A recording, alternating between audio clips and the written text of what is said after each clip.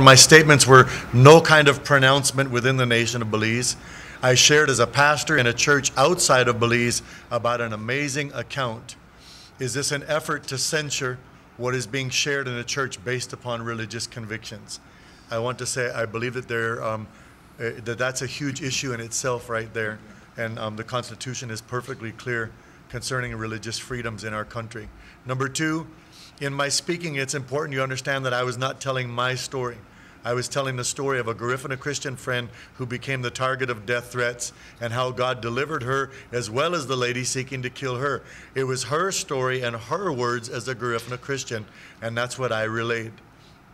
Number three, I know more Garifuna, as you've seen today. I know more Garifuna who do not hold to the ancestral spiritism than I know who practice it. And I trust that you know that even among the Garifuna, the camp is divided on this issue, as we've seen perfectly clearly today. Number four, this is what I said to Assistant Commissioner Mariano. You disrespectfully stated that in your letter that my actions were consistent with Columbus behavior. I would caution all of us, if we're going to attack each other for what whoever's ancestors did to whoever's ancestors, it's going to be World War III and IV all mashed up into one. I would rather that we find a way forward together, and I sincerely mean that. Number five, the sole motivation behind the editing and circulating of the video was simply to discredit me due to the strong stands that I and other church leaders have taken on moral and social issues in our nation. David Victor Davis of the National Evangelical Association of Belize, who is a Garifuna, also shared his views on the controversy. And I look at Pastor Scott Stirm as one of the exemplary to his peers here in our country, and that we may continue to launch and let us know that our first here are flesh and blood, right? And the fight is not against flesh and blood, it's against spiritual wickedness in high and low places, and against the principality of powers and the rulers of darkness of this world. That is the kingdom that we are to be looking at.